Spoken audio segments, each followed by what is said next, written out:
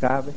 El último retiro que hemos dado en Santo Domingo, abierto para todo el mundo, habíamos planificado un retiro en la iglesia del Perpetuo Socorro. Era muy grande.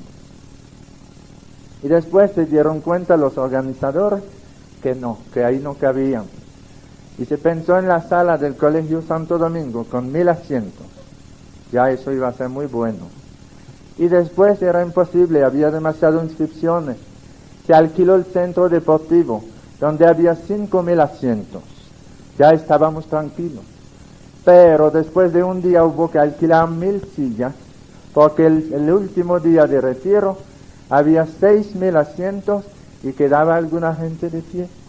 Y yo le decía a Evaristo y a María en el retiro, la verdad es que si nosotros venimos a predicar aquí a la capital dominicana sin los carismas, no juntamos ni 100 personas, porque ¿cómo la vamos a juntar? A veces nos llegan grandes predicadores con mucha elocuencia y ponen la iglesia a mitad, y nosotros pobres campesinos, menos María que no es del campo, dispense, pero nosotros somos del campo, y llegamos a la capital con el poder del Espíritu y se nos llena el estadio de los juegos y estamos gozando porque quien actúa es el Señor. Nos vemos muy débiles al llegar, comienza a dar signos y prodigios la primera noche y la segunda noche y la tercera noche, y ya la gente está desbordada de alegría. Y a veces hay sacerdotes que me han dicho a mí, sí, pero la gente nada más va a curarse. Y yo le digo, no te preocupes, el que va a curarse, que vaya a curarse, pero el Señor no se equivoca. Si el Señor lo sana, Él sabe lo que quiere.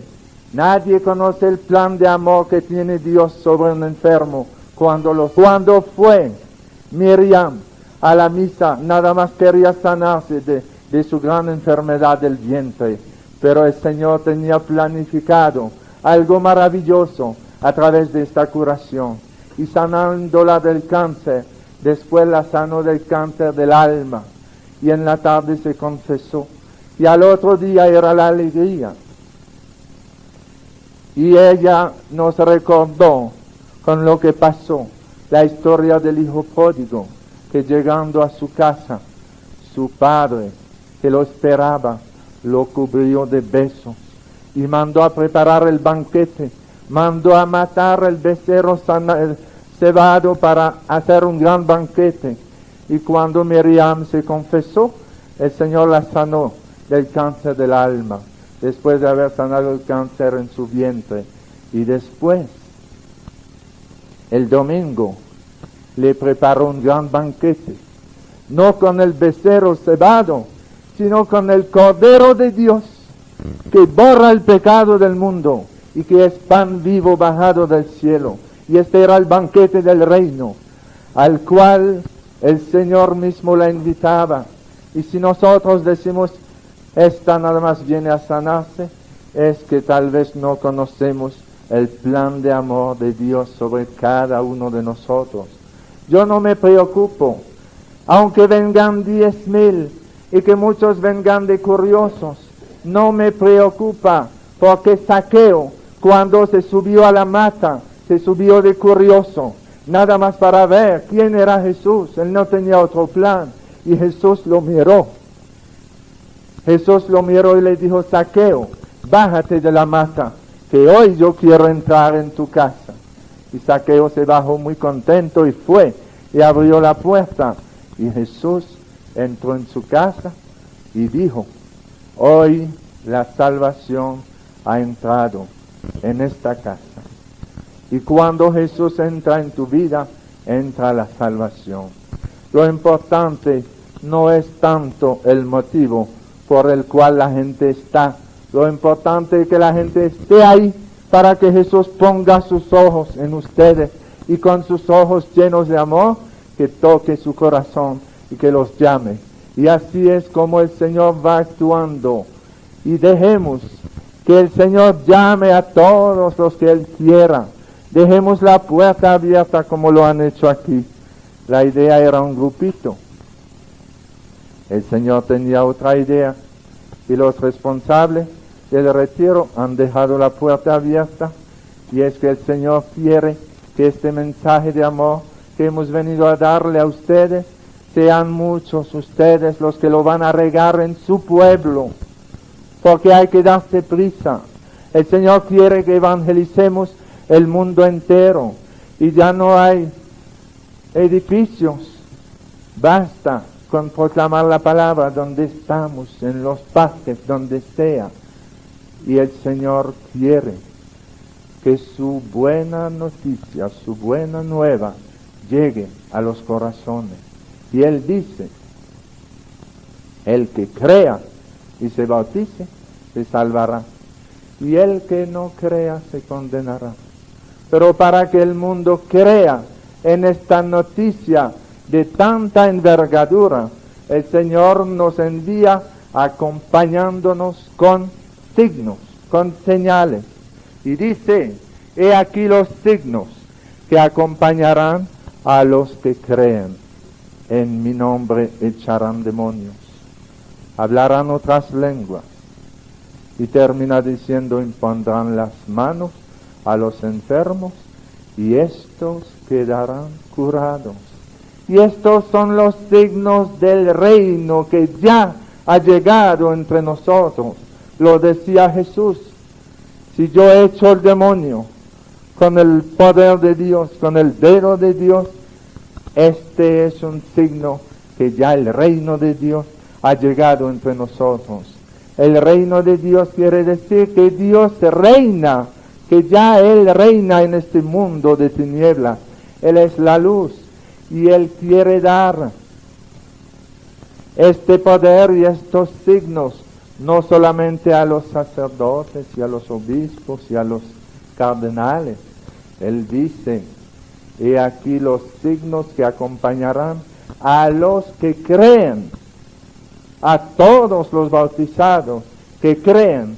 El Señor quiere darle estas señales, y que estas señales sean una manifestación del reino que ya está en medio de nosotros. Por eso cuando oímos algunas personas decir que los carismas no son importantes, que eso no es importante, le decimos, depende de tu poder. Nosotros no tenemos poder para transformar los corazones. Y como estamos en esa batalla de una auténtica revolución interior en el corazón del hombre, necesitamos poder. Y tú, si tienes poder, hazlo. Pero nosotros necesitamos del poder del Espíritu. Y los carismas son instrumentos de poder para la evangelización. En este retiro no vamos a tocar muchos carismas, porque son tantos. ¿Ustedes saben cuántos son los carismas? ¿Quién me podría decir? Son 50. No sabía. Que no se pueden contar. 50. No se pueden contar. Son muchos. Nadie sabe cuántos son. Vamos nada más a hablar de los carismas de sanación y de liberación. Que este es el tema del retiro. Jesús viene a dar vida. Pero nada más enumerando, para su curiosidad, los carismas que San Pablo menciona en sus epístolas, podríamos, según un estudio muy hermoso del padre Walter Smith, un teólogo jesuita holandés, gran autor de espiritualidad, que escribió un libro llamado Hago un mundo nuevo. Él clasifica los carismas en las epístolas de San Pablo de la manera siguiente. Dice, los carismas que Pablo menciona haciendo referencia a la instrucción de los fieles son el carisma de apóstol, de profeta, de doctor, de evangelista y de exhortador. La palabra de sabiduría, la palabra de ciencia, el discernimiento de espíritu, el don de lenguas y el don de interpretarla. Y cuando Pablo habla de los carismas que se refieren al alivio de los fieles, fíjense bien, siempre son para la comunidad. Pablo habla del carisma de limosna, el carisma de la hospitalidad, el don de asistencia, la fe carismática, el carisma de curación y el poder de milagros. Y hablando de carismas relacionados al gobierno de la Iglesia, a la dirección, a la administración de la comunidad cristiana, Pablo habla del carisma de pastor, el de aquel que preside los dones de ministerio, los dones de gobierno, y son muchos más. Existe el carisma de la vida religiosa. El que no lo tiene no aguanta esta vida consagrada, con votos y vida comunitaria. El carisma de la vida sacerdotal, que es un don del Espíritu Santo para la comunidad cristiana.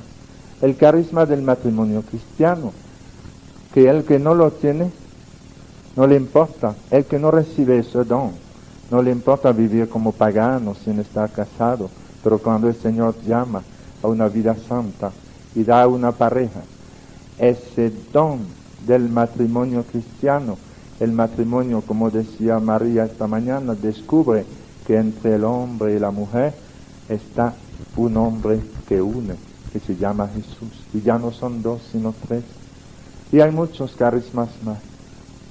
Pero durante este retiro quisiera con ustedes más bien reflexionar sobre el don de sanación, sobre el discernimiento de espíritu y la liberación.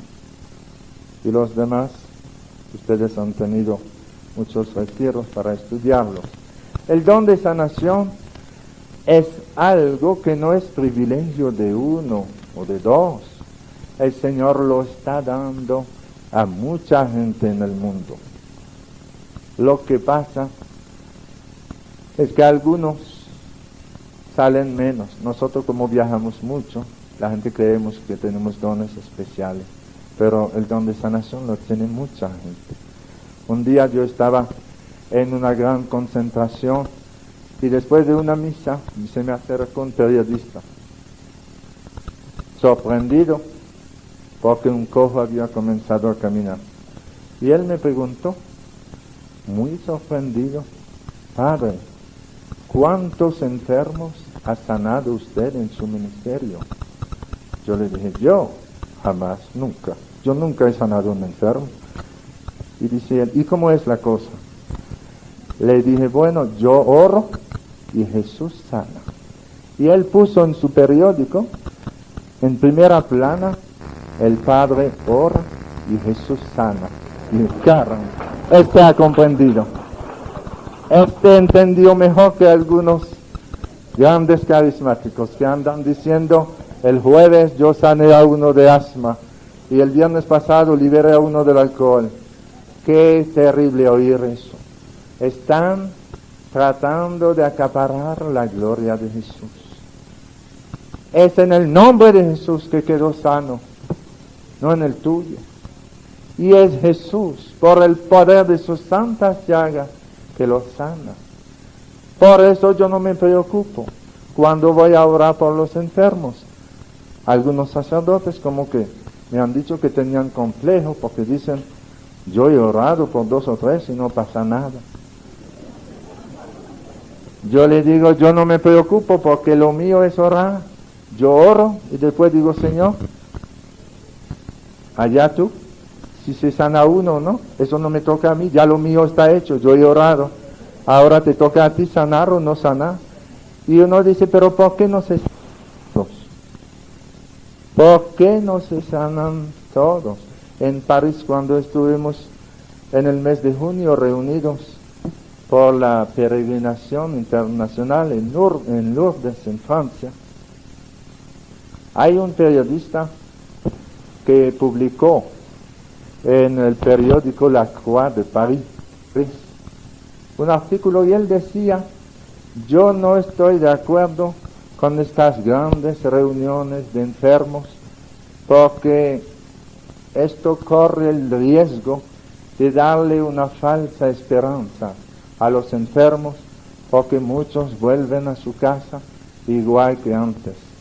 Y yo le contesté: con esta manera de razonar, habría que cerrar también los hospitales, porque muchas veces los hospitales nos dan una falsa esperanza, y algunos van al hospital llenos de ilusión y vuelven en su caja. Habría que cerrar los hospitales también, ¿verdad? Es que no es que el Señor sana a todo el mundo, Él sana a muchos, pero son señales que Él da en la iglesia, señales de su amor. Pero a veces Él sana a uno y no sana al otro. Y uno pregunta: ¿y por qué sanó a este y no sanó a este? Y yo le digo: bueno, esta es la primera pregunta que yo le voy a hacer al Señor cuando llegue al cielo. ¿Por qué tú sanas a este y no sanas a este? Porque este es el misterio de su amor. ¿Qué vamos a hacer nosotros? A nosotros nos toca orar y pedir con fe, pero el Señor tiene su plan de amor sobre cada uno de nosotros y no lo conocemos. Cuando se sanó Miriam del cáncer, al mismo tiempo en la parroquia había una señora muy buena que sufría del cáncer y habíamos orado mucho por ella. Era una señora que mucho había trabajado en la pastoral parroquial con nosotros, y los grupos de oración habían orado mucho por ella, y además se había celebrado misa por la buena mamá. Y un día Dios la fue a buscar. Y yo a veces pensaba: pero Señor, ¿por qué tú no has dejado la mamá en su casa y no te has llevado la prostituta? ¿Y saben por qué? Porque el Señor hace lo mismo que ustedes. Cuando ustedes van a su jardín,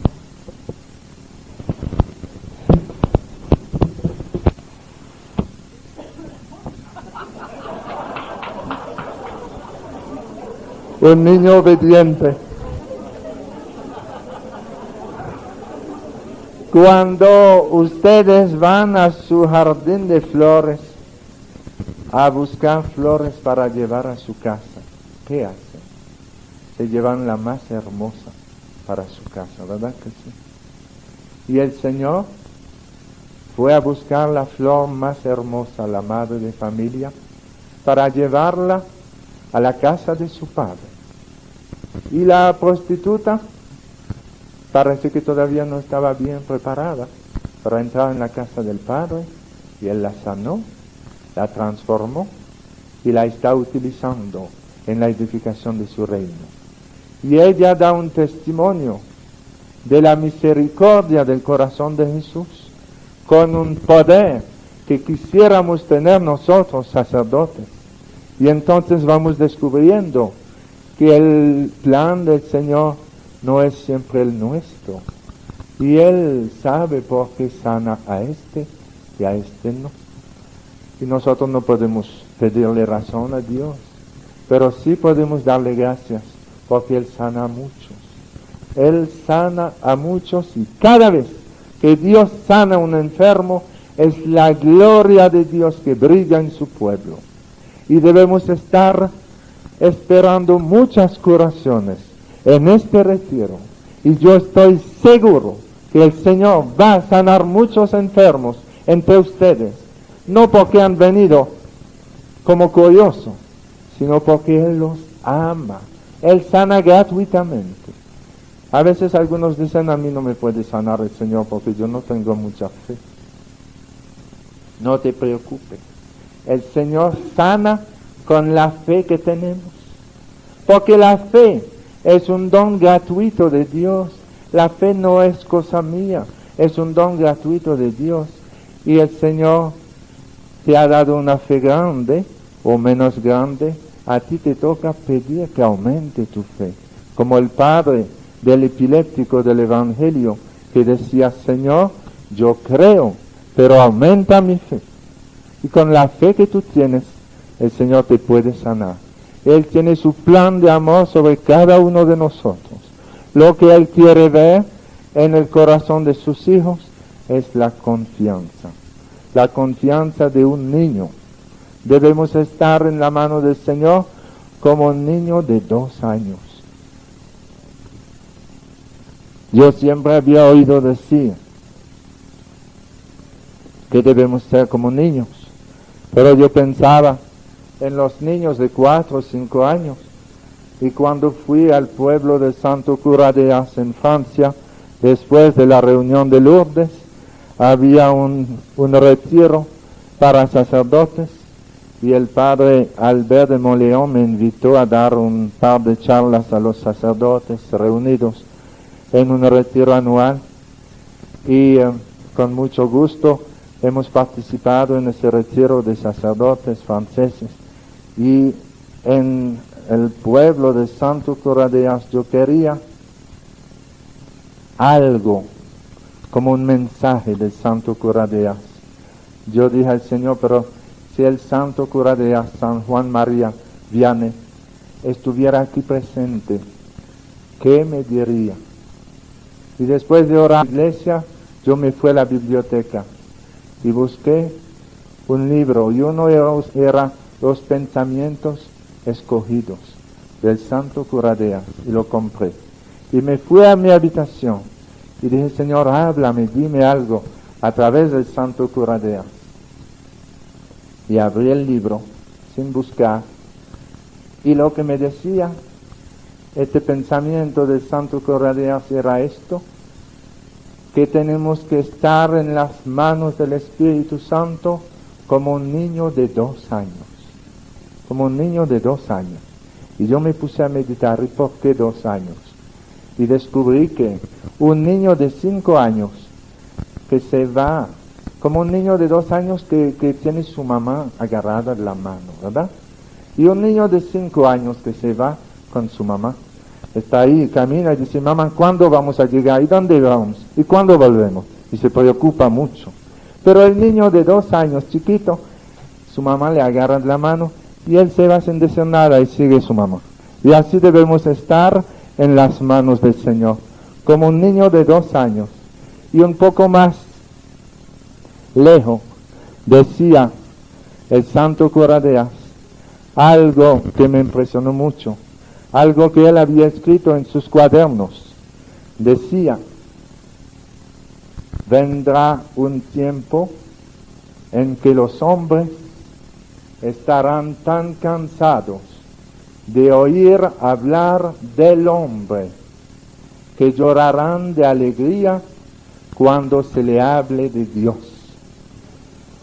Y yo creo que este tiempo ha llegado y que esta era profecía, y estamos cansados de resolver nuestros problemas con psicología y con sociología y con dinámica de grupo y con ciencias humanas, porque hay problemas que no se resuelven, porque ninguna ciencia humana es capaz de transformar el corazón de un hombre, y el único capaz de transformar un corazón humano es el Espíritu Santo del Señor, y lo hace en la oración. Y el Señor nos dice: pedid y se os dará, y nos vuelve a decir: pidan.